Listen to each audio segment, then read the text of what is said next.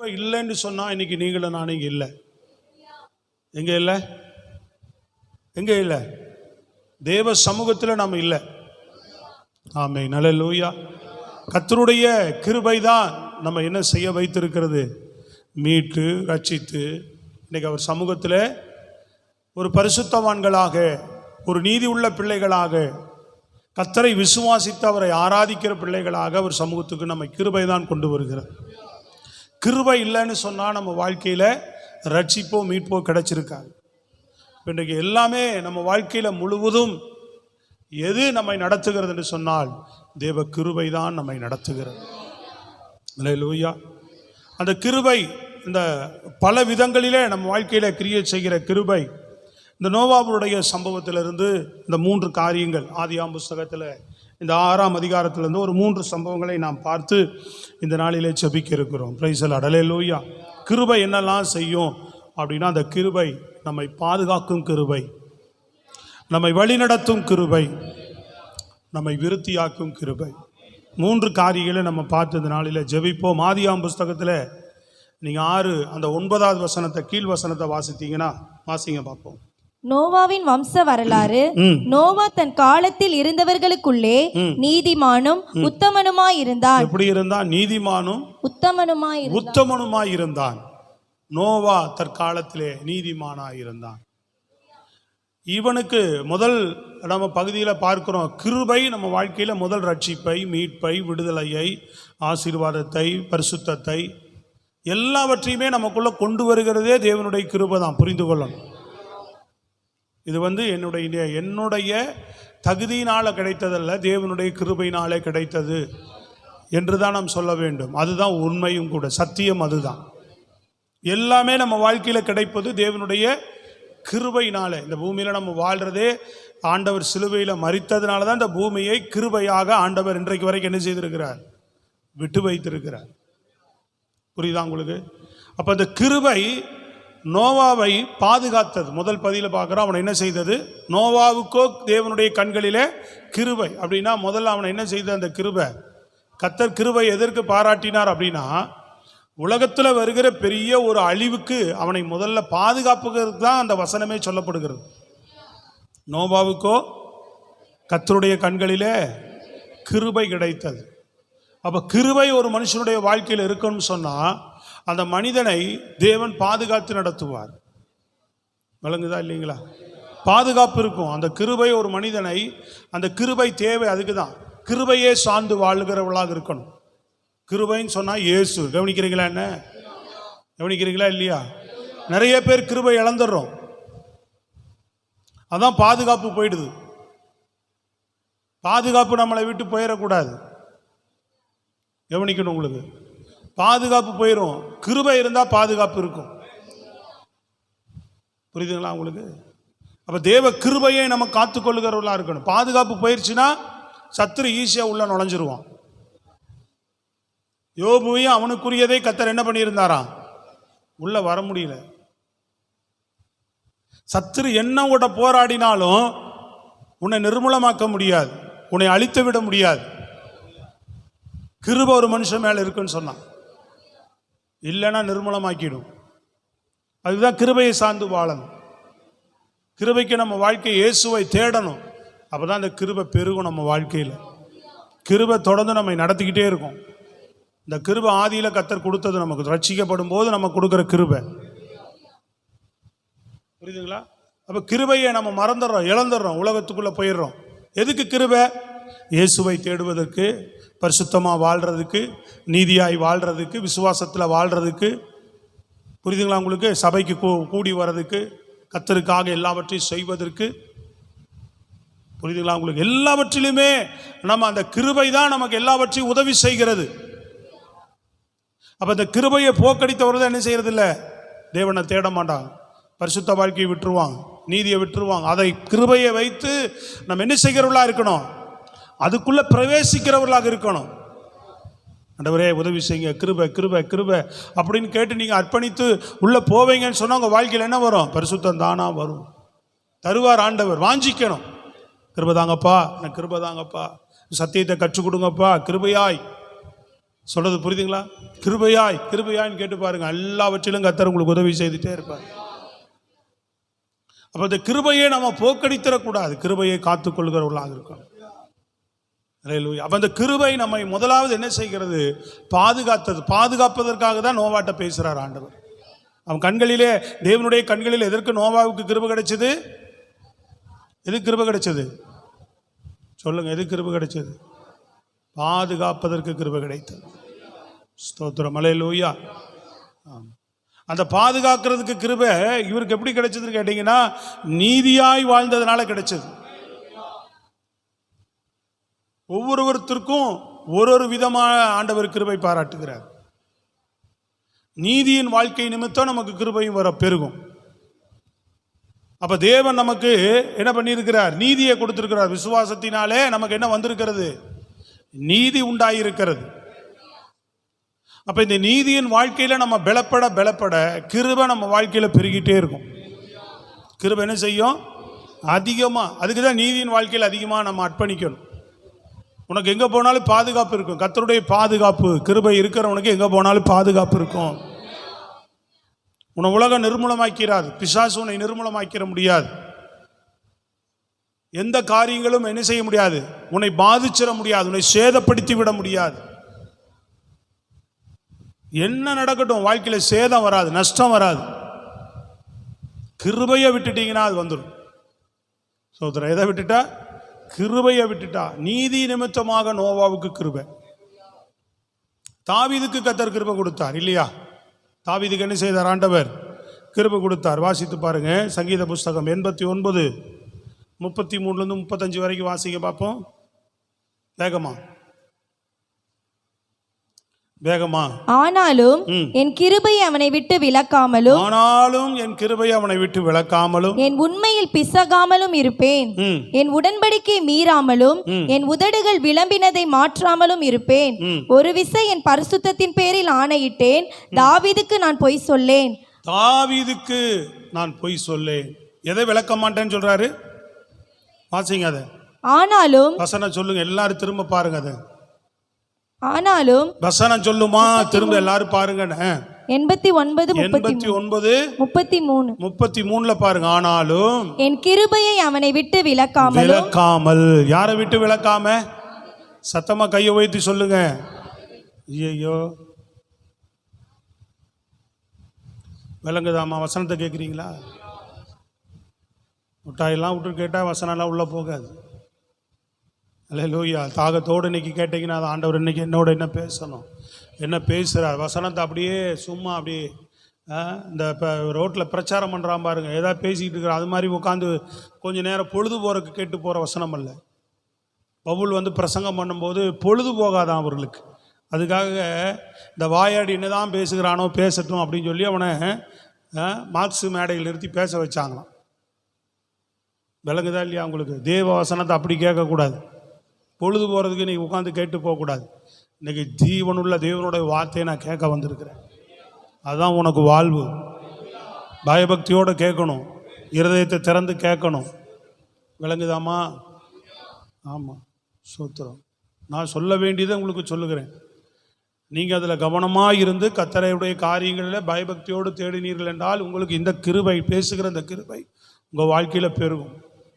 இங்கே முழு அசதிகளையும் முழு சோர்வுகளையும் இங்கே தயவு செய்து காட்டாதீங்க.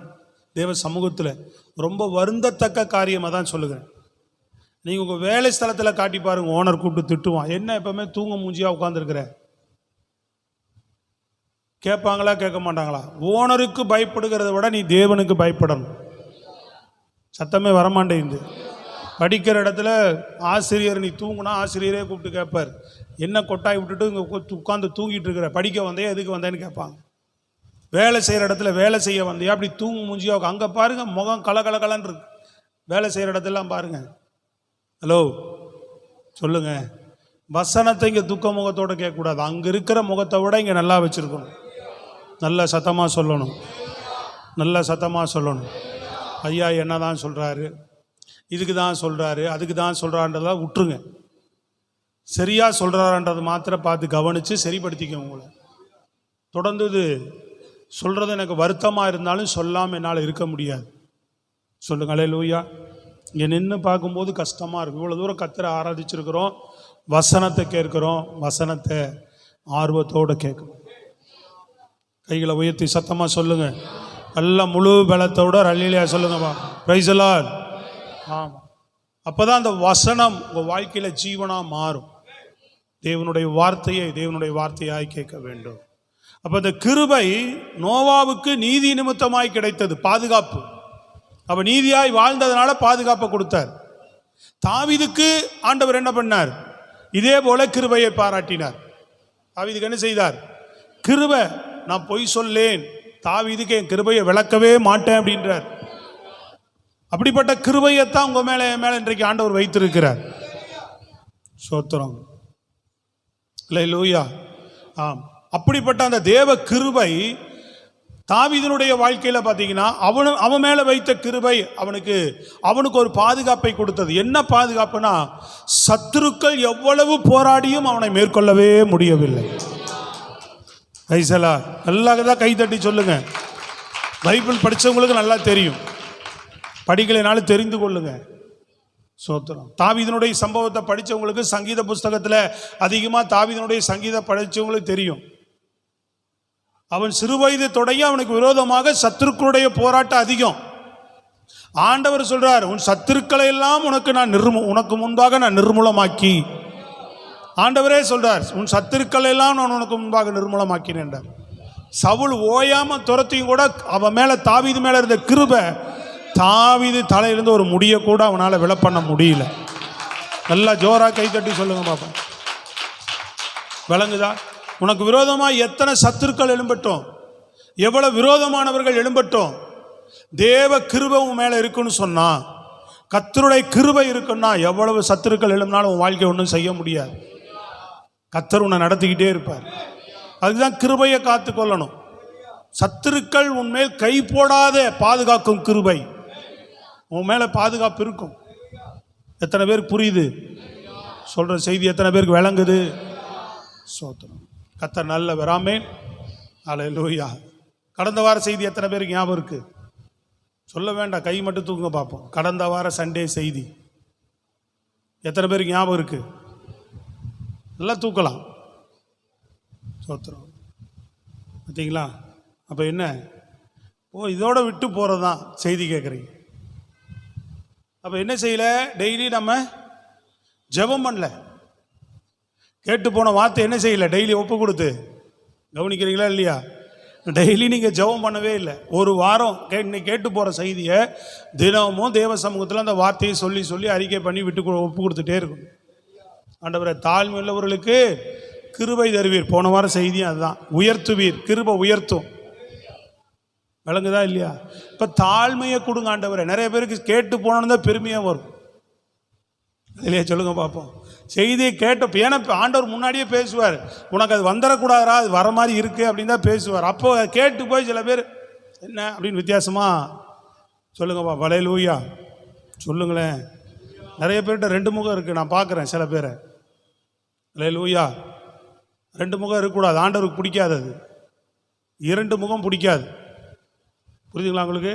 ஒரே முகமுள்ளவர்களாக இருக்கணும். ஒரு முகம் அப்படியே சிரிச்சுட்டே இருக்கு, அப்புறம் இன்னொரு முகம் என்ன அப்படின்ற மாதிரி ஒரு முகம் காட்டுவாங்க பாரு.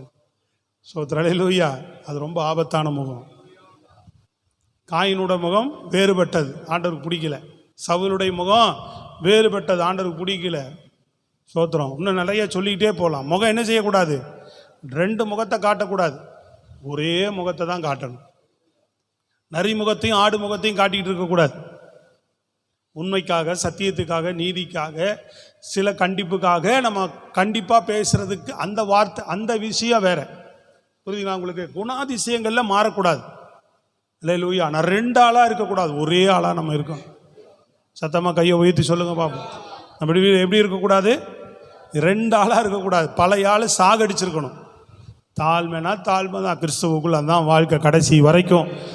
நீ யார் என்ன நடந்தாலும் அப்படியே அர்ப்பணிச்சு நின்றணும். ஒன்று அந்த கிருபை அந்த தேவன் உயர்த்திடுவார். கைகளை தட்டி நல்ல ஆமை நல்ல உற்சாகமாக சொல்லுங்க பார்ப்போம். நான் பல தரம் இதையும் உங்களுக்கு சொல்லுகிறேன், ஒவ்வொரு வாரமும் சொல்கிறேன். கேட்குற செய்தியை தினமும் ஜெபம் பண்ணுங்கன்னு. ஜெபம் இதை சொல்லி ஜெபிச்சிங்கன்னா அடுத்த வாரம் கேட்டோடனே கை தூக்கிடுவீங்க எல்லாரும். புரியுதா உங்களுக்கு? இது தேவனுடைய வார்த்தை. நீங்கள் என்ன நினைவில் வச்சுக்கன்னு உங்களை சொல்லலை. அதை கேட்டிருந்தா நீங்கள் என் மேலே குற்றப்படுத்தலாம். ஐயா, உங்களையே நான் நினைவில் வச்சுட்டு இருக்க முடியுமா? நீங்கள் ஏதோ சொல்லிட்டு போனீங்க, அதெல்லாம் நான் நினைவில் வச்சுட்டு இருக்கிறதா அப்படின்னு. தேவனுடைய வார்த்தை இதுதான் நமக்கு தேவை. இதுக்கு தான் தேவன் நம்மை ரட்சித்தார். சபை கூடி வந்து கொடுக்கப்படுகிற வார்த்தையே நீ இருதயத்தில் வைத்து கொள்ளணும். தினமும் போய் தேவ சமூகத்தில் அதுக்காக என்ன செய்யணும்? ஒரே வார்த்தை தான். எல்லா 1 மணி நேரம் செய்தி ஞாபகத்தில் வைத்திருக்க முடியாது. அட்லீஸ்ட் கூடுமான வரைக்கும் சில வார்த்தைகளை ஞாபகத்தில் வைத்துக்கலாம். இல்லைன்னா தலைப்பு வசனம், தாழ்த்துனா உயர்த்துவீர் சொன்னீர் ஆண்டவரே, எனக்கு அந்த தாழ்மையின் இருதயத்தை தார். ஒரு வார்த்தை ஜெபம். இன்னைக்கு கேட்குறோம் கிருபை என்னெல்லாம் செய்யும், அல்லேலூயா அப்படின்னு பார்க்குறோம். அப்போ அட்லீஸ்ட் தினமும் என்ன பண்ணணும்? ஆண்டவரே, உங்கள் கிருபைக்கு என்னை ஒப்பு கொடுக்குறேன். என் மேலே பாராட்டின கிருபை பெரிது, தொடர்ந்து உங்கள் கிருபையின் வாழ்க்கைக்கே என்னை என்ன செய்கிறேன்? அர்ப்பணிக்கிறேன்னு சொல்லி ஒவ்வொரு நாளும் தேவனுடைய கிருபைக்கு நம்ம வாழ்க்கை என்ன செய்து கொண்டே இருக்க வேண்டும்? அர்ப்பணித்து கொண்டே வரணும். கரங்களை உயர்த்தி சத்தமாக சொல்லுங்க. அம்மா நல்ல கையை உயர்த்தி சொல்லுங்கம்மா. கர்த்தர் நல்லவர். ஆமென். அப்போ அந்த கிருபை நம்மை பாதுகாக்கிறது. இந்த நோவாவுக்கு நீதி நிமித்தமாக கர்த்தர் கிருபை கொடுத்து அவனை பாதுகாத்தார் இல்லையா? தாவீதுக்கு பாராட்டின கிருபை உலகத்தில் வருகிற பெரிய அழிவுக்கு அவனை தப்புவிக்கும்படி. இன்றைக்கு நீ நீதியாக வாழ்ந்தாதான் நாளைக்கு, இன்றைக்கு நீதியாக வாழ்ந்தா நாளைக்கு ஆண்டவர் வரும்போது உலகத்துக்கு வருகிற, அதான் நோவா காலத்தில் நடந்தது போலவே நடக்குன்னு சொன்னார் இல்லையா? நாளைக்கு உலகத்துக்கு வருகிற பேராபத்துக்கு, உலகத்தின் அழிவுக்கு உன்னை தப்புவித்து இந்த நோவாவை காப்பாற்றினது போல உன்னை காப்பாற்ற தேவன் வல்லவர். புரியுதா உங்களுக்கு? ஆமாம். அதே போல தேவனுடைய கிருபை உங்க மேல இருக்குன்னு சொன்னா உங்க வாழ்க்கையில் என்ன செய்ய முடியாது? சத்துரு உன்னை தாக்க முடியாது. சில பேரை பாருங்க, பாவத்தில் ஈஸியாக தட்டி விட்டு போயிடுவான். காரணம் என்ன? கிருபையை போக்கடிக்கிறதுனால தான் பாவத்தில் விழுவான். இல்லைன்னா பாவத்தை ஜெயிச்சிருவாங்க. கிருபை உள்ளவர்கள் என்ன செய்வார்கள்? பாவத்தை ஜெயிப்பார்கள். அட்லீஸ்ட் ஒப்புரவாயாவது ஆண்டவர்கிட்ட மேலே வந்துடுவாங்க. உன் வாழ்க்கையில், தொழிலையோ, உன்னுடைய குடும்ப வாழ்க்கையிலையோ, உன்னுடைய தனிப்பட்ட எவ்வளவு உன்னிடத்துல போராடி உன்னை எப்படியாவது விழத்தலாம் என்ன முயற்சித்தாலும் கிருபையுள்ள மனுஷனை அவனால் கையே வைக்க முடியாதுங்க. வேத சத்தியம் சொல்லுகிறது. நான் அனுபவிச்சு சொல்கிறேன் உங்களுக்கு. ஜீவனோட கை தட்டி சொல்லணும் அல்லேலூயா. அதே போல் மோசேயினுடைய வாழ்க்கையில் தேவன் கிருபை பாராட்டினார். மோசேக்கு ஆண்டவர் என்ன பண்ணார்? கவனிக்கிறீங்களா? என்ன மோசேக்கு என்ன செய்தார்? ஆண்டவர் கிருபை கொடுத்தார். எப்படிப்பட்ட கிருபை அது? ஸ்தோத்திரம் அல்லேலூயா. என் கண்களிலே உனக்கு கிருபை கிடைத்ததுன்னு ஆண்டவர் சொன்னார் மோசேயை பார்த்து. ஆண்டவர் அவனே சொல்கிறான், ஆண்டவரே உன் கண்களிலே எனக்கு கிருபை கிடைத்தது என்றும் உன்னை பேர் சொல்லி அழைத்து அறிந்திருக்கிறேன் என்றும் சொன்னீரே. அப்போ ஆண்டவரே சொல்லியிருக்கிறார், அவனை உன்னை பேர் சொல்லி அழைத்திருக்கிறம்பா, என் கண்களில் உனக்கு கிருபை கிடைத்தது அப்படின்னு. எவ்வளோ பெரிய பாக்கியமான வார்த்தை. கையை உயர்த்தி நல்ல சத்தமாக சொல்லுங்க பார்ப்போம். நல்ல ஒரு பலமாக. இந்த பக்கம் சத்தம் வரமாட்டேங்குது. கர்த்தருக்கு மகிமை உண்டாகட்டும். Price the Lord. அப்போ மோசே மேலே வைத்த அந்த கிருபை எப்படிப்பட்ட பாதுகாப்பை கொடுத்து தெரியுங்களா? அவன் பிறக்கும் போதே அழிய வேண்டியவன். எப்படி? பிறந்த உடனே அவன் அழிவுக்கு அழிக்கணும். அப்படிதான் பார்வோனுடைய சட்டம். ஆண் பிள்ளைகள் எல்லாம் என்ன செய்திடணும். ஆனால் கிருபை அவன் மேலே இருந்தனால பார்த்தீங்களா, யார் அழிக்கணும்னு நினைச்சாங்களோ அவர்கள் கரங்களிலே கொடுத்து 40 ஆண்டுகள் கர்த்தர் அவனை வளர்த்தார். மரண பரியந்தம் அந்த கிருபை அவனை காத்தது. மரண பரியந்தம் அந்த கிருபை அவனை காத்தது. எகிப்தில் இஸ்ரவேல் ஜனங்களை விடுதலையாக்கும் போது அவன் மேல இருந்த கிருபை எகிப்தியர் என்ன செய்ய முடியல? பார்வோன் அவன் மேல கை போட முடியல. அவன் மேல கிருபை இருந்ததுனால சிவந்த சமுத்திரம் அவனுக்கு முன்பாக எதிர்த்து நிற்க முடியல. அவன் மேலே கிருபை இருந்ததுனால அமலேக்கர் அவனுக்கு விரோதமாக எதிர்த்து நிற்க முடியல. வனாந்தரம் அவனை ஒன்றும் பாதிச்சிடல.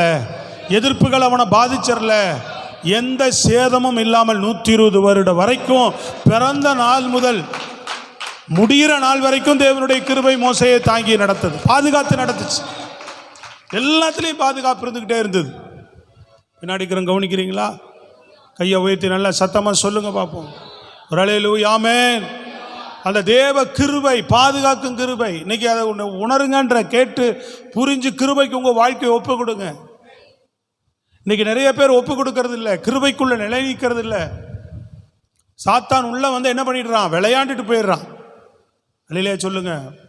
பாதுகாப்பு வேலி தான் உனக்கு கிருபை. அப்ப பாதுகாப்பு வேலியை நீ விட்டுறக்கூடாது.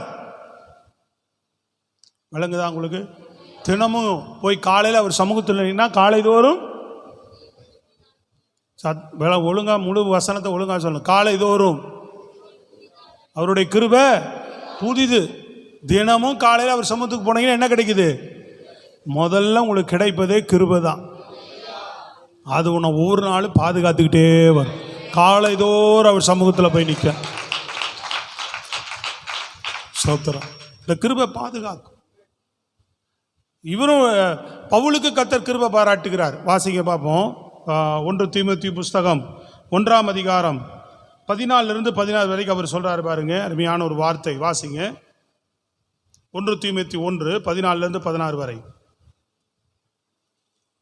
ஏமா வேகமா வாசிக்கணுமா? மைக்கு வச்சிருக்கிறவங்க இல்லாட்டி வேற யாராவது வாசிங்க. அப்படி இருந்தும் நித்திய ஜீவனை அடையும்படி இனிமேல் இயேசு கிறிஸ்துவின் இடத்தில் விசுவாசமாய் இருப்பவர்களுக்கு திருஷ்டாந்தம் உண்டாகும் பொருட்டு பிரதான பாவியாகிய என்னிடத்தில் அவர் எல்லா நீடிய பொறுமையையும் காண்பிக்கும்படிக்கு. பாருங்க, நம்முடைய கர்த்தரின் கிருபை கிறிஸ்து இயேசுவின் மேலுள்ள விசுவாசத்தோடும் அன்போடும் என்னிடத்தில் பரிபூர்ணமாய் பெருகிற்று அப்படின்றார். எப்படி பெருகிற்று? பாவிகளை ரட்சிக்க கிறிஸ்து இயேசு உலகத்தில் வந்தார் என்கிற வார்த்தை உண்மையும் எல்லா அங்கீகரிப்புக்கும் பாத்திரமும் அவர்களில் பிரதான பாவி நான். அப்போ பாவம் செய்து தேவனுக்கு விரோதமான செயல்பாடுகளை செய்து மரணத்துக்கு பாத்திரவானா இருந்தான். யாரு? பாவம் செய்தா என்ன வரும்? சொல்லுங்க வாயை திறந்து. பாவத்தின் சம்பளம் என்னன்னு கேட்டேன். நல்ல சத்தமா சொல்லலாம். வசனம் தானே சொல்லுது. நிறைய பேர் நினைச்சிட்டு இருக்கிறான் பாவம் செய்தா வாழ்வடைஞ்சலாம். இந்த பூமியில சரீரத்தில் வேணா கொஞ்ச நாள் நீ வாழலாம். ஆத்துமா மரணம் நிச்சயம் உண்டாகும். அதுக்கு நீ தப்பணும்னா. ஆனா கர்த்தராகிய இயேசு கிறிஸ்துவினுடைய கிருபை வரமோ நித்திய ஜீவன் என்று சொல்லப்பட்டிருக்கிறது. விளங்குதா உங்களுக்கு? நல்ல கைகளை தட்டி சொல்லுங்க பார்ப்போம். கர்த்தராகிய இயேசு கிறிஸ்துவினுடைய கிருபை வரமோ என்னது? நித்திய ஜீவன். அல்லேலூயா. அப்ப தேவனுடைய கிருபை. பாவம் வந்து மரணத்தை கொண்டு வரும். அவன் சொல்றான் அப்ப என்னது? பவுல் பாவத்திலிருந்து மனம் திரும்பினதுனால, தேவன் சந்திக்கும் போது கிருபைக்கு தன் வாழ்க்கையை ஒப்புவித்ததுனால அவன் மரணத்துக்கு பாத்திரமான இந்த எனக்கு தேவனுடைய கிருபை கிடைத்தது. பிரதான பாவியாக என் மேலே கர்த்தர் பெரிய கிருபையை பாதுகாத்துட்டார். அவன் அடிக்க வேண்டியது, அந்த இடத்துல அவன் அழிக்க வேண்டியது, அவன் சாக வேண்டியவன் தேவன் அவனை சந்திக்கும் போது. ஆனா அந்த இடத்துல ஆண்டவர் என்ன செய்ய சித்தமா இருக்கிறேன்னு கிருபைக்கு ஒப்புவித்தது நிமித்தமாக அவனை எடுத்து ஆண்டவர் பயன்படுத்த ஆரம்பிச்சிட்டார். பாதுகாத்து. புரியுதுங்களா உங்களுக்கு? அந்த கிருபை அவனுக்கு பாவத்தினால வருகிற மரண தண்டனைக்கு தப்புவித்து பாதுகாக்கப்பட்டான். நோவா நீதியினால காப்பாற்றப்பட்டார். இவன் பாவத்திலிருந்து மனம் திரும்பினதுனால கிருபை கிடைச்சது.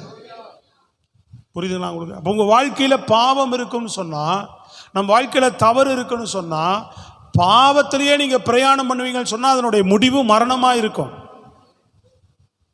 தேவனிடத்துல மனம் திரும்பி கிருபைக்கு ஒப்புவித்தீர்கள், ஆண்டவருக்கு உங்களை ஒப்பு கொடுத்தா கிருபை கிடைக்கும். அது உங்க வாழ்க்கையில வாழ்வை உண்டு பண்ணும், நித்திய ஜீவனை உண்டு பண்ணும், உன்னை அழிவை உண்டு பண்ணாது. உனக்கு ஒரு கிருபை மீண்டும் மறுவாழ்க்கை வாழ்வதற்கு வேண்டிய பாதுகாப்பை உனக்கு உண்டு பண்ணும். எத்தனையோ பேர் அப்படி மறுவாழ்க்கை வாழ்ந்திருக்கிறாங்க. பாவத்தில் விழுந்து போனவர்கள், உலகத்துக்குள்ள விழுந்து போனவர்கள். சோத்திரம். புரியுதுங்களா உங்களுக்கு? தன் வாழ்க்கையை தடுமாற பண்ணினவர்கள், தவறி போனவர்கள் கிருபைக்கு ஒப்புவித்து பாதுகாக்கப்பட்டிருக்கிறார்கள். ஸ்தோத்திரம். அல்லேலூயா. வாழ்க்கையில தவறு வரும்போது, குற்றங்கள் வரும்போது என்ன பண்ணும்? ஆண்டவரே கிருபையாக சொல்லுங்க. விளங்குதா இல்லையா உங்களுக்கு? புரியலையா உங்களுக்கு? என்ன செய்யணும்? கிருபைக்கு நம்ம வாழ்க்கையை ஒப்பு கொடுக்கும். அநேகர் இன்றைக்கு சில நேரங்கள் என்ன செய்கிறோம்? அந்த ஆண்டவரேன்னு கண்ணீரோட வரோம், ஆனால் மறுபடியும் பழைய பாவம் வராத அளவுக்கு கிருபையை காத்துக்கொள்ளும். ஆண்டவர் சொன்னார் இல்லையா, அந்த 38 வருட வியாதியஸ்தனை பார்த்து மீண்டும் அவனுக்கு கிருபை கொடுத்துட்டார். அவனை பார்த்து சொன்னார், மீண்டும் அதிக கேடொன்று வராதபடி இனி பாவம் செய்யாத. கிருபைக்கு ஒப்பு கொடுத்தே வாழணும். ஆண்டவரே, பழைய வாழ்க்கை எனக்கு வந்துடக்கூடாது, பழைய சுபாவம் எனக்குள்ள வந்துடக்கூடாது, பழைய உலக காரியங்கள் எனக்குள்ள வரக்கூடாது. ஒரு கிருபைனை தாங்கட்டும், கிருபைனை மீட்டட்டும், கிருபைனை நடத்தட்டும்னு சொல்லணும். தம்பிகளா, சேரில் வந்து உட்காருங்க. பின்னாடி சேர் இருக்குல்ல, ஏன் கீழே போய் உட்காந்துருக்கு? சேரில் உட்கார். ஸ்தோத்திரம். சொல்றது புரியுதுங்களா உங்களுக்கு? தேவனுடைய அந்த கிருபையை நாம் பாதுகாத்து கொள்ளும் போது பாதுகாப்பு கிடைக்கிறது. எப்படிப்பட்ட பாதுகாப்பு சொல்லுங்க? எப்படிப்பட்ட பாதுகாப்பு தெரிஞ்சாதான் நீங்க உணர்ந்து நடக்க முடியும். எழுதுந்த பார்த்து சொல்லாதீங்க, அப்படி சொல்லுங்க பாப்போம். என்ன பாதுகாப்பு? அவ்வளோதான் பாதுகாப்பு. அதையா தெரிஞ்சுக்கிட்டீங்கன்னா போதும். சொல்றது விளங்குதாங்க? புரியுதா இல்லையா உங்களுக்கு? ஏன்னு சொன்னால் இன்றைக்கெல்லாம் உணர்வுள்ள இருதயம் இல்லை. அப்படிப்பட்ட காலத்துக்குள்ளே இருக்கிறோம். உணர்வே கிடையாது. நீங்களே உங்களை ஆமேன் ஆமா எனக்கு இல்லைன்னு நீங்கள் உணர்ந்தீங்கன்னு சொன்னால் அந்த கிருபையை பெற்றுக்கொண்டு போகலாம். இப்போ கூட எனக்கு உணர்வு இல்லை. வசனத்தில் உணர்ந்தாதான் வசனம் இருதயத்தில் நிற்குமா? வசனம் என் இருதயத்தில் நிற்கலைன்னா நாம் என்ன செய்யணும்? ஆண்டவரே, இருதயம் எப்படி இருக்கு? உணர்வு இல்லாமல் இருக்கு. சொல்றது விளங்குதாங்க? நல்லா வாய் திறந்து சொல்லுங்களேன் பார்ப்போம். இருதயம் எப்படி இருக்கு? உணர்வு இல்லாமல் இருக்கு. என் இருதயம் உணர்வு அடையணும். ஆண்டவரே, இது வசனம்தான். அப்போ வசனத்தை கவனிக்கணும். நீங்கள் இன்னைக்கு உணர்வில்லாத சிந்தனை, உணர்வில்லாத வாழ்க்கை, நம்ம வாழ்க்கையில் கிருபையை போக்கடிச்சுக்கிட்டே இருந்தோம்னு சொன்னால் நம்ம வாழ்க்கையில் என்ன வராது? தேவனுடைய பாதுகாப்பு இருக்காது. அப்போ கர்த்தர் நமக்கு கொடுத்த கிருபையை நம்ம வாழ்க்கையில் அர்ப்பணித்து, ஆண்டவர் நோவாவுக்கு கண்களில் எது கிருபை கிடைச்சது? அவனை உலகத்தினுடைய அழிவிலிருந்து பாதுகாப்பது தான் கிருபை கிடைச்சது. மோசேக்கு கிடைக்கப்பட்ட பாதுகாப்பு எப்படிப்பட்டது? கிருபை. பிறந்த நாள் முதல் மரண நாள் வரை அவனை பாதுகாத்தது. தாவீதுக்கு எப்படிப்பட்ட கிருபை? அவன் வாழ்நாள் முழுவதும் சத்துருக்கள் எவ்வளவு எழும்பினாலும் அவனை மேற்கொள்ளாத கிருபை.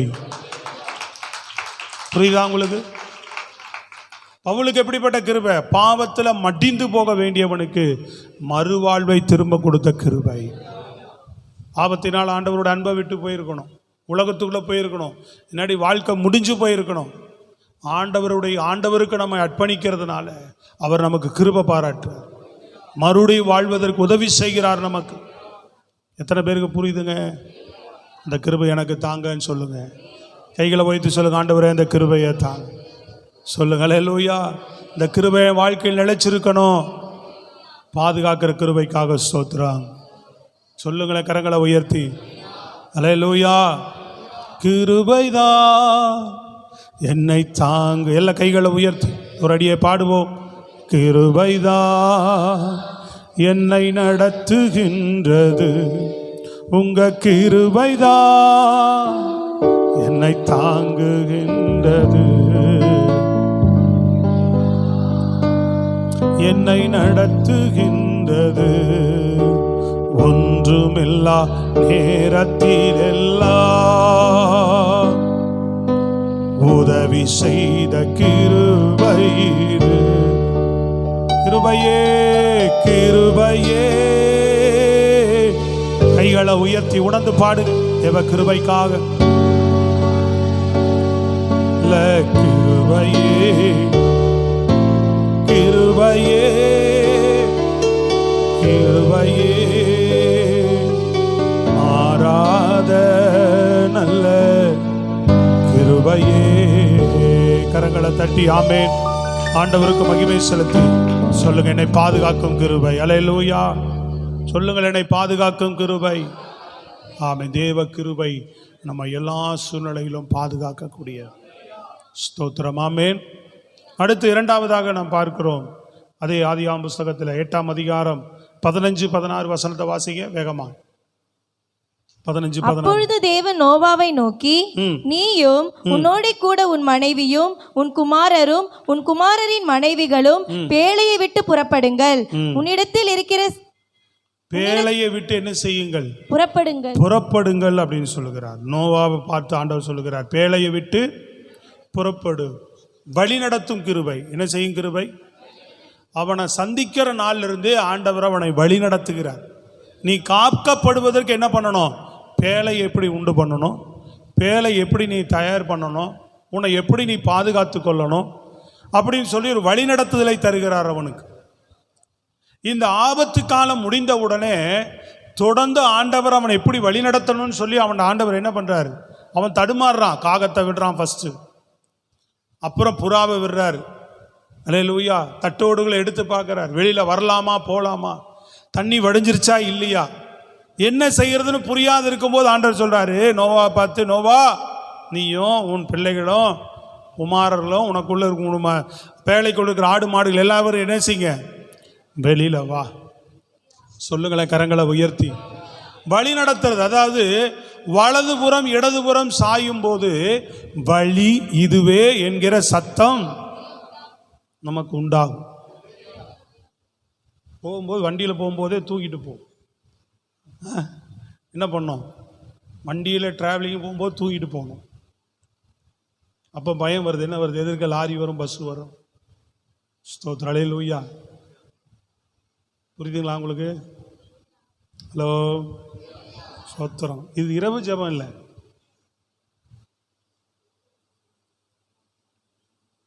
ரொம்ப கஷ்டம். பாரம்பரிய கிறிஸ்தவங்களாக இருந்தீங்கன்னா ரொம்ப கஷ்டம். என்னால் முடியும். நான் உங்களை ஒன்றும் சொல்லாமல் ஸ்தோத்திரம் பண்ணிட்டு உங்கள் காணிக்கை தசம்பாத்து வாங்கிட்டு ஆசீர்வதிச்சுட்டு போயிட்டே இருக்கலாம். எதுக்குடா சொன்னால் கஷ்டம்னு சொல்லிட்டு. அதுக்காக ஆண்டவர் என்ன ஊழியத்தில் வைக்கல. உங்களுக்கு சத்தியத்தை சொல்லி உங்களை பரலோகத்துக்கு நடத்துறதுக்கு தான் வச்சிருக்கிறார். இப்படியே போனீங்கன்னா கஷ்டம். டெய்லி ஜெபம் இல்லை இல்லையா? டெய்லி ஜெபம் இல்லை, ஒன்றும் கிடையாது. கிருபை எங்கே இருக்கும்? ஜெபிச்சிங்கன்னா ஆண்டவர் உதவி செய்வார். வேலைனீங்கன்னா ஜெபிச்சிங்கன்னா தான் அந்த வேலையை உனக்கு ஆசீர்வதிக்கப்படும். உழைப்புக்கு தானாக குறைய ஆரம்பிக்கும். கர்த்தர் இரக்கம், வருமானத்தை எந்த விதத்திலேயாவது பெருக பண்ண என் தேவன் வல்லவராக இருக்கிறார். எந்த விதத்திலும் உன்னை வழி இன்னாட்டி வாழ்நாள் முழுதும் அப்படி தான் ஓடணும். பாடுகளை நெருக்கத்திலையும் தூங்குறதுக்கு நேரம் இல்லாமல் தான் ஓடணும். நீ நேரத்தை ஒதுக்கி கர்த்தரை எப்படியாவது தேடிடு. சொல்றது புரியுதுங்களா? நேரத்தை ஒதுக்கி எப்படியாவது கர்த்தர் சமூகத்துக்கு வந்துரு. அது உனக்கு கிருபையை கொடுக்கும். உன் வாழ்க்கையில் எப்படியாவது உனக்கு வாசல்களை திறக்கும். சீக்கிரமா நெருக்கடிகள் சூழ்நிலைகள் மாறி போயிடும். இல்லைன்னு சொன்னா வாழ்நாள் முழுதும் எப்படி தான் ஓடிட்டே இருக்கணும். நீ இதே நெருக்கம், இதே போராட்டம், இதே தூக்கம் இல்லாத, இதே கஷ்டம், பிரச்சனை, பாடு உழைப்பு ஓடி உழைக்கிறது தப்பில்லை. அதுலேயே உனக்கு நேரம் காலம் இல்லாமல் தூங்கிறதுக்கு கூட நேரம் இல்லாமல் உன்னை ஓட வச்சிரும். அல்லேலூயா. வேலை செய்யணும், கண்டிப்பாக செய்யணும். அல்லேலூயா. தேவைகள் சந்திக்கப்பட, குடும்ப பிரச்சனைகள் தீர உழைக்கணும். இரவும் பகலும் உழைச்சாதான் சில பிரச்சனைகள் தீர்ற வரைக்கும் கடுமையாக உழைச்சி அதை சரிப்படுத்தணும். அதே வேளையில் தேவனை தேடணும். இங்கே வந்து விழிப்பாக இருக்கணும். கர்த்தர் தான் உன்னை அங்கே பலன் கொடுக்குறவர் அவர் தான். உனக்கு வெளியில் போனால் உன்னை பலப்படுத்தி நடத்துகிறவர் அவர் தான். விளங்குதான் உங்களுக்கு? உன்னை வழி நடத்துகிறவர் அவர் தான். தம்பி இதில் போ உன் சிக்கலை சீக்கிரம் மாற்றி விடுகிறவர் அவர் தான். சொல்றது புரியுதுங்களாங்க? ஸ்தோத்திரம். எவ்வளவோ பெரிய நெருக்கடிகளெல்லாம் இருந்து கர்த்தர் விடுவிச்சிருக்கிறார். அதனால தான் சாட்சியாக உங்களுக்கு சொல்லுகிறோம். தப்பவே முடியாது அப்படின்ற வழியிலாம் இருந்து கர்த்தருடைய கிருபை எங்களை தப்புவித்திருக்கிறது. கிருபை காப்பாற்றி இருக்கிறது.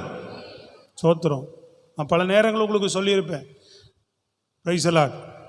அந்த அனுபவங்களெல்லாம் ஆண்டவர் எங்களை நடத்தி வந்ததுனால தான் எங்களால் விசுவாசத்தோடு, நம்பிக்கையோடு, உறுதியோடு உங்களிடத்தில் எங்களால் சொல்ல முடியுது. ஸ்தோத்திரம். என் தம்பி மனநல பாதிக்கப்படுறான். எங்களுக்கு நல்லா போயிட்டு இருந்த வேலை பறிப்போகுது. 2.5-3 லட்சம் ரூபா கடன். எப்போ? 1998 98வது வருஷத்தில், 25 வருஷத்துக்கு முன்னாடி.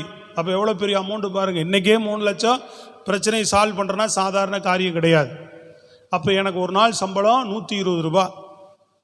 ஒரு 200 ரூபா 250 ரூபா சம்பாதிச்சிட்டு இருந்தவனுக்கு அந்த வேலை 300 ரூபா வரைக்கும் கிடைக்கும். அந்த வேலை போய் 120 ரூபா ஒரு நாள் சம்பளம். ஒரு நாள் காலையில் 9 மணிக்கு போனால் சாயந்தரம் 6:30 மணி வரைக்கும் வேலை செய்யணும். 120 ரூபா சம்பளம். கணவன் 2 பேரும் கல்யாணம் பண்ணி போயிட்டாங்க. என் தங்கை உடல்நிலை முடியாமல் வீட்டில் வந்து படுத்துருக்குறா. 3 லட்ச ரூபா கடன். அல்லேலூயா. நான் பண்ணலை, சில காரணங்களால் குடும்பத்தில் உருவாக்கி விட்டாங்க. சும்மா என் மேலே வந்துருச்சு. எனக்கு தெரியாது, நான் ஒதுங்கி போகலை. புரியுதுங்களா உங்களுக்கு? திடீர்னு தம்பி தவறிட்டான், மனநிலை சரியில்லாத இருந்தவன் தவறிட்டான். சோத்திரம். அப்பா வயதானவர், அம்மா வயதானவங்க, என்ன செய்ய முடியும்? கர்த்தர் திடீர்னு ஒரு வாசலை திறந்தார். அதுதான் கர்த்தர் செய்கிற காரியம். திடீர்னு ஒருத்தர் வந்து வேலை தரோம், கடை போடுங்க அப்படின்றாங்க. கடை போடுறதுக்கு காசு இல்லையேன்னு நானும் எங்கள் அண்ணனும் பேசிகிட்டு இருக்கிறோம். ஒருத்தர் பக்கத்தில் இருந்து போடுப்பா நான் தரேன், அன்னைக்கு 10,000 ரூபா 1,00,000 ரூபா மாதிரி ஒருத்தர் தூக்கி கொடுக்குறாரு. பொறுமையாக கொடுங்க, எங்கள் மேலே உள்ள நம்பிக்கையில் தரார். கடை வைக்கிறோம், வேலை கொடுக்குறாங்க. வாரம் ஒரு நாள் 120 ரூபா சம்பளம் இருந்தவனுக்கு சொந்தமாக கடை வச்சு வேலையாளை போட்டு வேலை செய்ததுனால ஒரு வாரமும் 8,000 7,000 10,000 வாங்கிட்டு போங்க. ஒரு வாரமும் அல்லேலூயா. புரியுதுங்களா உங்களுக்கு? ஒரே வருஷத்தில் கடன் அடைச்சு முடித்தேன். 1 வருஷம் 1.5 வருஷத்தில் கடன் அடைச்சு முடித்தேன். மீதி 1 வருஷத்தில் 1,00,000 ரூபாய் சேர்த்து திருமணம் பண்ணேன் நான். விளங்குதாங்க? கரங்களை வைத்து சொல்லுங்க. இந்த 7 மலையில இருக்கிற சாட்சி சோத்திரம்.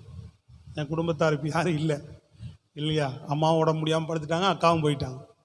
அவங்கள சாட்சிக்கு இருந்தவங்க 7 மலைக்கு தெரியலாம். சொல்றது புரியுதுங்களா உங்களுக்கு? ஏன்னா கூட அந்த நேரத்துலலாம் கூட இருந்தார். அப்போ அப்படியெல்லாம் இருந்து வந்தவங்க. கிருபை தான் எங்களை தூக்கி எடுத்தது. அது இன்னைக்கு இங்கே நிறுத்தியிருக்கு எங்களை. சொல்லுங்களே லூயா. தேவனை தேடுங்க, உன் பிரச்சனை ஒன்றுமே இல்லை, கர்த்தர் மாற்றிடுவார். அல்லேலூயா. ஓடணும், வேலையெல்லாம் செய்யணும். வேலையெல்லாம் கடுமையாக இரவும் பகல உழைச்சான், சும்மாலாம் இல்லை. ஆனால் கர்த்தர் கிருபையை சார்ந்து கொள்ளுங்க, கர்த்தரை விடாதீங்க. கர்த்தருக்கு உங்கள் வாழ்க்கையை ஒப்பு கொடுத்துட்டே இருங்க. கர்த்தரை தேடுங்க, அது உங்கள் வாழ்க்கையை உயர்த்தும், வழி நடத்தும். வழி தெரியாத போது, அதான் சொல்கிறேன், வழி தெரியாத போது, இப்படியா அப்படியான்னு வழி தெரியாத போது, ஆமேன், வழி இதுவே. வசனம் தெரியுதா இல்லையா உங்களுக்கு? வழி இதுவே என்கிற சத்தம் நமக்கு உண்டாகும். நோவா வெளியில் வரலாமா வரக்கூடாது? அடுத்தது என்ன செய்யணும்? பூமியில் அவன் அப்போ இருந்த ஜனங்கள் இல்லை, அப்போ இருந்த ஆடு மாடுகள் இல்லை, அப்போ இருந்த வயல் நிலங்கள் இல்லை, அப்போ இருந்த வீடு வாசலை காணோம். ஹலோ, தேவன் அவனை வழி நடத்தினார், கர்த்தர் அவனை வழி நடத்தினார். எது இருந்தா இல்லாட்டி போனாலும் கர்த்தர் இறங்கி வா, நான் உன்னை நடத்துவானா அவர் நடத்துவார். சொல்லுங்கள் அல்லேலூயா. ஆமா, தாவீதை வழி நடத்தினார் ஆண்டவர். கடைசி வரைக்கும் தாவீது மேல கிருபை இருந்தா கர்த்தர் என்ன பண்ணுவார்? உன்னை பாதுகாத்து, சத்துரு தொடாம பாதுகாத்து, உலகம் தொடாம பாதுகாத்து, அல்லேலூயா, எதுவுமே உன்னை பாதிக்காம உன்னை பாதுகாக்கிறது மாத்திரமல்ல, இரண்டாவது உன்னை தொடர்ந்து வழி நடத்த ஆரம்பிச்சே இருப்பார். வழி நடத்தல் தடைபடாது. தாவீதை கர்த்தர் வழி நடத்தினார். வாசிங்க பார்ப்போம். சங்கீதம் 32:8 அவர் சொல்றாரு பாருங்க. வாசிங்க பார்ப்போம். அருமையான வசனம். வாசிங்க வேகமா. தாவீதின் சங்கீதம் அது. நான் உனக்கு போதித்து நீ நடக்க வேண்டிய வழியை உனக்கு காட்டுவேன், உன்மேல் என் கண்ணை வைத்து உனக்கு ஆலோசனை சொல்லுவேன். நடக்க வேண்டிய வழி ஆண்டவர் சொல்றாங்க. அந்த சங்கீதம் தாவீது பேசிக்கிட்டே இருப்பார். திடீர்னு ஆண்டவர் பேசுவார். தாவீதை பார்த்து சொல்றார், நான் உனக்கு போதித்து நடக்க வேண்டிய வழியை காட்டுவேன், உன் கண்மேல் என் கண் வைத்து உனக்கு நான் ஆலோசனை சொல்லுவேன். நல்லா தட்டி சொல்லுங்க. புரியுதுங்களாங்க? இதை விட பெரிய பாக்கியம் என்னங்க வேணும்? இதை விட பெரிய பாக்கியம் நமக்கு என்ன வேணும்? ஆண்டவரே, நான் எப்படி போறதுன்னு தெரியல, என்ன செய்யறதுன்னு எனக்கு புரியலன்னு ஆண்டவர் சமூகத்தில் போங்க. அவர் உனக்கு ஆலோசனை தருவார். அவர் உன் கண் மேல் என் கண். நம்ம பார்வை பூரா இப்படியா, இதுவா சரியா வருமா, அது ஒழுங்கா வருமானு பார்த்துக்கிட்டு இருப்போம். ஆண்டவர் கண்ணு நம்ம மேலே வந்தா அந்த பாதை வெளிச்சமா இருக்கு, அதில் போம்பார். இந்த பாதை உனக்கு ஆசீர்வாதத்தின் பாதை, அதில் போம்பார், அதில் நடாம்பார். சொல்றது விளங்குதாங்க? கர்த்தர் அழகான மை வழி நடத்தி, ஆமென், கண்மேல் கண் வைத்து ஆலோசனை சொல்லி நடத்துவார். அப்ப வழி நடத்தும் தேவன் மோசேயை வழி நடத்தினார். அல்லேலூயா சொல்லுங்க பார்ப்போம். மோசே என்ன பண்ணினார்? 103ஆம் சங்கீதம் 7வது வசனம் பாருங்க. 103ஆம் சங்கீதம் 7வது வசனம் வேகமா. 103:7. அவர் தமது வழிகளை மோசேக்கும் தமது கிரியைகளை இஸ்ரவேல் புத்திரருக்கும் தெரிய பண்ணினார். பாத்தீங்களா? யாருக்கு வெளிப்படுத்தினார்? வழிய. சோத்திரம். அல்லேலூயா சொல்லுங்க பாப்பா. அதனாலதான் மோசே சொல்றாரு, ஆண்டவரே, உங்க சமூகம் என்னோடு கூட வராமல் போனால் இவ்விடத்திலிருந்து எங்களை வழி நடத்தி கொண்டு போகாதீங்க. விளங்குச்சாங்க? உங்க சமூகம் வரட்டும், எங்களை நடத்தாதீங்க. தாவீதுக்கு வழிகாட்டின தேவன். ஒவ்வொரு எவ்வளோ வசனம் நிறையா இருக்குது, சொல்கிறதுக்கு நேரம் இல்லை. அது ஒரு காரியம் சொன்னாலே, தாவீதை பற்றி சொன்னாலே இன்னைக்கு நேரம் போதாது. அவ்வளவு ஆண்டவர் தாவீதை வழி நடத்தின விஷயங்கள் இருக்கிறது. அவ்வளவு தேவன் தாவீதை பாதுகாத்த விஷயங்கள் இருக்கிறது. ஒவ்வொரு உதாரணத்துக்கு தலைப்புக்கு நான் உதாரணமாக சில பேர்களை காட்டுகிறேன். ஒரே நபர் இல்லாமல் உதாரணத்துக்கு இன்னும் சில பேரை நடத்தி இருக்கிறார். என்னையும் உதாரணத்துக்கு காட்டுறேன். இல்லையா சொல்லுங்க. அந்த கிருபை உங்களை அப்படி நடத்தும். கிருபை உங்களை எப்படியும் பாதுகாக்கும். சத்துரு தொடாதபடி பாதுகாக்கும், தீமை தொடாதபடி பாதுகாக்கும், உலகம் மேற்கொள்ளாதபடி பாதுகாக்கும், நஷ்டம் உனக்கு வராதபடி தேவ கிருபை உன்னை பாதுகாக்கிறது மாத்திரமல்ல, உன்னை வழி நடத்தவும் செய்யும். ஜீவனோட கைகளை தட்டி சொல்லுங்க.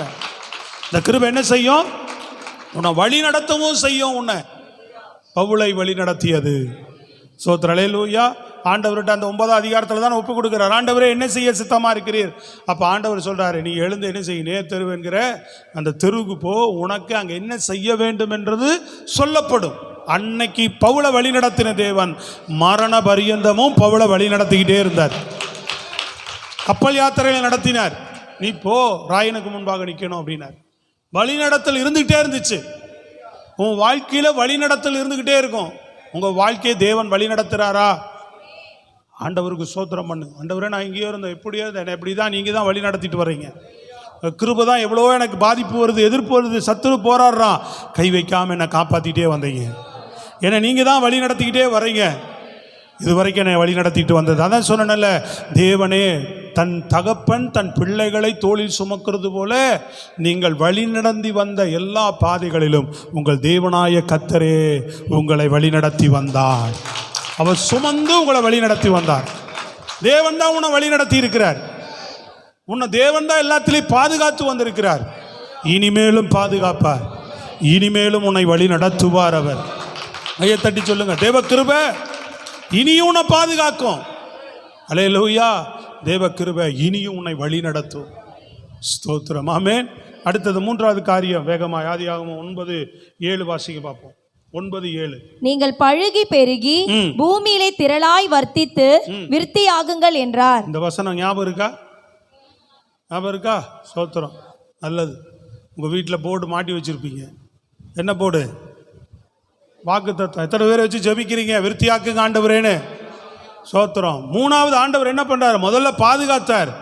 2வது என்ன பண்ணார்? அவனை வழி நடத்தினார். வழி நடத்திட்டு அவன் வந்து வெளியில் பார்க்குறான், மரத்து இல்லை, வீடு இல்லை ஆண்டவரே, தோட்டம் இல்லை, என் துறவு இல்லை, எந்த ஜனமும் இல்லை, ஒன்றுமே இல்லையா ஆண்டவரே. சுற்றி பார்த்தா என் மனைவி தான் இருக்கிறான், இந்த பக்கம் பார்த்தா என் பிள்ளை தான் இருக்கிறான், 3 பிள்ளைங்க தான். திரும்பி திரும்பி எங்களை நாங்கள் 8 பேரை தான் ஒரே முகத்தை பார்க்குறோமே, நாங்கள் என்ன பண்டம் மாத்திரம் பண்ணுறது, என்னத்தை செய்கிறது, எப்படி நாங்கள் நடந்துக்கிறது? அடுத்தது ஆண்டவர் சொல்கிறாரு, நீங்கள் அவன் யாருன்னு கேட்டுட்டு இருக்கிறான். யார் எனக்கு உதவி செய்வா, யார் எனக்கு வருவா, நான் எப்படி இப்போ இனி அடுத்தது என்ன பண்ண போகிறேன்? இருந்திருக்குமா இருந்திருக்காதா? சொல்கிறது விளங்குதாங்க? கையை உயர்த்தி நல்லா சொல்லுங்க. ஏன்னா ஜனத்தோட வாழ்ந்தவன், 500 வருஷம் ஜனத்தோட வாழ்ந்தவன், 500 ஆண்டு சும்மா இல்லை, 500 ஆண்டு கூட்டத்தோடு ஜனங்களோடு வாழ்ந்தவன். இப்போ சொல்லுங்க, ஒரே இடத்துல வாழ்ந்தவங்க எல்லாரும் ஒரே கூட்டமாக ஒரு கட்டமைப்புக்குள்ள. இங்கே மாதிரி இந்தியா, அமெரிக்கா, ஆப்பிரிக்கா, தென்னாப்பிரிக்காலாம் இல்லை. அப்போ பிலிப்பியன்ஸ், இலங்கையெல்லாம் இல்லை, இந்தியா இல்லை. அப்போ சொல்றது விளங்குதாங்க? 11ஆம் அதிகாரத்தை தான் அதெல்லாம் பிரியுது. இதில் ஒரே இடத்துல தான் இருக்கிறாங்க எல்லாரும், ஒரு கூட்டமைப்புக்குள்ளே தான் வாழ்ந்துக்கிட்டு இருக்கிறாங்க. ஒரு எல்லையில் தான் இருக்கிறாங்க மனுஷர் கூட்டமே, ஒருத்தருக்கு ஒருத்தர் பார்த்துக்கிட்டு இருக்கிறாங்க. இப்படி 500 வருஷமாக வாழ்ந்துக்கிட்டு இருக்கிறார் அவர். இப்போ வெளியில் வந்தால் ஒருத்தனுமே இல்லை. நாங்கள் 8 பேரே தான் இருக்கிறோம் ஆண்டவரே. எங்கே வயல் வைக்கிறது, வயல் நிலம் வைக்கிறது? முன்னாடி வச்சு குடித்த ரசம் எப்படி இருந்தது? அது ஒன்றும் ப்ராப்ளம் பண்ணல. இப்போ திராட்சை ரசம் வச்சு குடித்தா மயக்கம் வருது, சூழ்நிலை வேறு மாதிரி இருக்கு. முன்னாடி வச்சு அரிசி எடுத்தால் அது அப்படி சூப்பராக இருந்தது, இப்போ வேறு மாதிரி இருக்காண்டவர். சீதோசனம் எல்லாம் அதில் தான் மாறிச்சு. மனுஷனுடைய ஆயுசு நாள் அதில் தான் குறைஞ்சி போச்சு. நோவா 500 வருஷம், அதுக்கப்புறம் வந்தவங்களாம் 120 வருஷம், இப்போ 80 வருஷம். அப்புறம் எப்படின்னு தெரியாது, நீங்கள் முடிவு பண்ணிக்கோங்க. இதுவும் புரியல, நிறைய பேருக்கு புரியாமல் தான் செய்தி கேட்டுக்கிறாங்க. சோத்திரம் விளங்குதா இல்லைங்களா? சோத்திரம் சொல்லுங்க பார்ப்போம். கரங்களை போய் அல்லேலூயா. எல்லாம் மாறி போச்சு, ஒன்றுமே இல்லை. ஒருத்தருக்கு ஒருத்தர் முகத்தை பார்த்துட்டு உட்காந்துக்கிறாங்க. ஆண்டவர் சொல்கிறார், யார் ஆண்டவர்? யார் யார்? நிறைய பேர் நேரம் கேட்குறோம்ல, யார் வருவா எனக்கு உதவி செய்ய? இல்லையா சொல்லுங்கள் பார்ப்போம். போகிற வெளியில் ஏதோ சூட்கேஸ் கிடச்சா நல்லா இருக்குமே, அதில் ஒரு கட்டுப்பான இருந்தால் அதை வச்சு வாழ்க்கையில் முன்னேறிடலாம். லாட்ரி சீட்டில் விழுந்தால் முன்னேறிடலாம். அந்த நாளில் பூரா அந்த லாட்ரி சீட்டை வாங்கி வச்சுக்குவாங்க.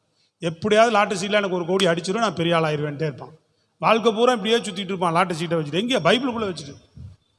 நான் ஒரு சர்ச்சுக்கு போயிருந்தேன், அந்த அம்மா சொல்லுது, அநேகர் நீ தேவனுடைய வேத புத்தகத்தில் லாட்ரி சீட்டை வச்சுட்டு உட்காந்துருக்குற, தீர்க்க தரிசனம் மரியாதையெல்லாம் தூக்கி வெளியே போட்டுருக்கலாம். நிறைய பேர் எடுக்கிறான் வெளியில். உண்மைங்க, ஆண்டவர் அதிர்ஷ்டம் கொடுப்பாருன்னு என்ன பண்ணுறது? அதெல்லாம் இப்போ அரசாங்கம் தடை பண்ணிடுச்சு இல்லையா?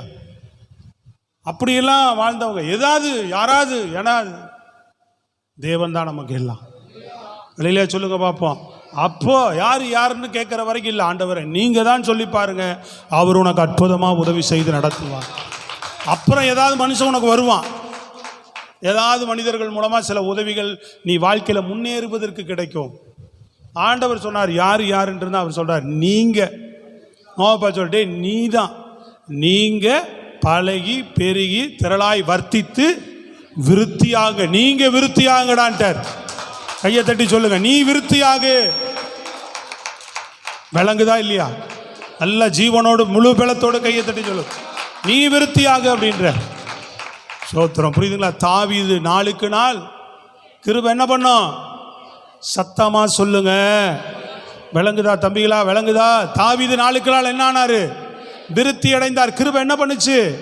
விருத்தியை உண்டாக்கியது. 2 சாமுவேல் 5:10 வாசிக்க வேண்டாம்.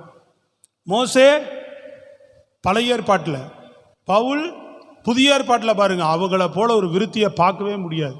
பழைய ஏற்பாட்டு ஊழியத்தில் அவுட்ஸ்டாண்டிங் மிராக்கல் ஊழியம், பலமான கிரிகளை நடப்பித்து அவ்வளவு ஒரு ஒரு மகிமையான அபிஷேகத்தோடு ஊழியம் செய்து கடைசி வரைக்கும் நிறைவர், அதான் விருத்தி. நிறைவோடு ஊழியம் செய்தவர் யாருன்னா டக்குன்னு சொல்லுவோம் மோசேமோ. புதிய ஏற்பாட்டில் யாருன்னா பவுலுன்னு சொல்லுவோம். சொல்லுங்கப்பா பலையிலூயா. எல்லாவற்றிலுமே அவங்க வாழ்க்கையில் ஜபத்தில் விருத்தி, உபாசத்தில் விருத்தி, அர்ப்பணிப்பில் விருத்தி, அபிஷேகத்தில் விருத்தி, அற்புத அடையாளம் செய்கிறதுல விருத்தி, மற்றவர்கள் ஆசீர்வதிப்பதில் ஆசீர்வாதமான பாத்திரங்களில் எல்லாவற்றிலும் பழைய ஏற்பாட்டுக்கு மோசே, புதிய ஏற்பாட்டுக்கு பவுல் தான். நடுவில் மையத்தில் தாவீது, அவர் எல்லாவற்றிலும் அவரும் பாதுகாக்கப்பட்டார், அவரும் வழிநடத்தப்பட்டார் தேவனால, அவரும் எல்லாவற்றிலும் தேவன் அவனை விருத்தியாக்கினார். சத்தமாக கையை வைத்து சொல்லுங்க, நான் எப்படி விருத்தியாவேன்னா நான் ஒன்றும் செய்ய முடியாது. தேவவசனத்தை விசுவாசித்தீங்கன்னா கர்த்தர் உங்களை விருத்தியாவார். அதான் மரியாள் சொன்னா, எப்படி ஆகும்? செத்து 4 நாள் ஆயிற்று நாருமே அப்படின்னா. ஹலோ, கள்ள பெரட்டுன்றீங்களே, என்ன ஆயிடும்? செத்து 4 நாள் ஆச்சு ஆண்டவரே, நாருமே ஆண்டவரே. ஆண்டவர் சொல்லார், நீ விசுவாசித்தா தேவ மகிமையை காண்பா என்று நான் உனக்கு சொல்லவில்லையா? இன்னைக்கு விசுவாசம் இல்லை நிறைய பேருக்கு. என்னை விருத்தி ஆக்குவார் என்ற விசுவாசம் இல்லை. அறிக்கை பண்ணிட்டே இருக்கணும். எப்படி ஆகும்? இத்தனை பேருக்கு எப்படி ஆகாரம் கொடுக்க முடியும்? சோத்திர அல்லேலூயா. கர்த்தர் சொன்னார், என் கை ஒன்று குறுகி போகலை, கர்த்தருடைய வல்லமை குறைந்து போகலை. கைகளை தட்டி சொல்லுங்க அல்லேலூயா. திருப்தியாக்கி உன்னை மீதம் எடுக்க பண்ணுகிறவர், திருப்தியாக்கி ஆமீன் உன்னை மீதம் எடுக்க பண்ணுவார். அவங்க கொடுப்பாங்க இவங்க கொடுப்பான்னு பார்க்காது, ஆண்டவர் உனக்கு கொடுப்பார். கர்த்தர் உன்னை விருத்தி அடைய பண்ணுவார், கர்த்தர் உன்னை பழகி பெருக பண்ணுவார். பிரைஸ் தி லார்ட் அல்லேலூயா. கிருபைக்கு ஒப்பு கொடுத்துரு, கிருபை உன்னை பரிபூர்ணமாக நடத்தும். உன்னை திருப்தியாக உன் வாழ்க்கையில், உன் குடும்பத்தில், வேலையில், பொருளாதாரத்தில், தேவைகளை எல்லாத்துலேயும் அவர் ஒரு நிறைவை தந்துகிட்டே இருப்பார். உன் வாழ்க்கையில் பாதுகாப்பை தருவார். முதல்ல என்ன சொன்னேன்? கிருபை என்ன செய்யும்? பாதுகாக்க. 2வது கிருபை வழி நடத்த. 3வது கிருபை உன்னை விருத்தி அடைய பண்ணும். நோவா வாழ்க்கையில் செய்த கிருபை, தாவீதின் வாழ்க்கையில் நடந்த அந்த கிருபை, மோசையோடு இருந்த அந்த கிருபை, பவுலோடு இருந்த அந்த கிருபை உங்கள் வாழ்க்கையில், என் வாழ்க்கையில் இருக்குது, நம்ம வாழ்க்கையில் இருக்குது. அப்போ அவங்களுக்கு நடந்து நம்ம வாழ்க்கையில் நடக்கும். இதுவரைக்கும் உன்னை பாதுகாத்திருப்பார், நீ திரும்பிப்பார். இதுவரைக்கும் உன்னை வழி நடத்தி வந்திருக்கிறார், திரும்பிப்பார். பல நேரங்களில் உன்னை திருப்தியாக்கி நடத்தி இருக்கிறார், திரும்பிப்பார். அல்லேலூயா சொல்லுங்க, இனியும் உன்னை திருப்தியாக்கி நடத்துவார், இனி உன்னை நிறைவோடு நடத்துவார். ஆமாம், நிறைவோடு தான் நான் இருந்தேன், திரும்ப கிருபைக்கு ஒப்பு கொடு, திரும்ப அதே நிறைவு வரும். அதே பாதுகாப்பு இல்லாமல் இருக்கிறனே, திரும்ப கிருபைக்கு ஒப்பு கொடு, பாதுகாப்பு வரும். வழி நடத்தல் தெரியாம இருக்கிற ஆண்டவரே, ஆண்டவர் சொல்றார் கிருபை கொப்பு கொடு, உன்னை நான் வழி நடத்துவேன். கரங்களை தட்டி ஹல்லேலூயா, நல்ல தேவனுக்கு மகிமை செலுத்தி ஆமென். எல்லாரும் ஹல்லேலூயா ஹல்லேலூயா. எல்லா சோதரமுன்னு 2 கரங்களை உயர்த்தி எல்லாரும் கர்த்தருக்கு மகிமை செலுத்தி எல்லா கரங்களை உயர்த்தி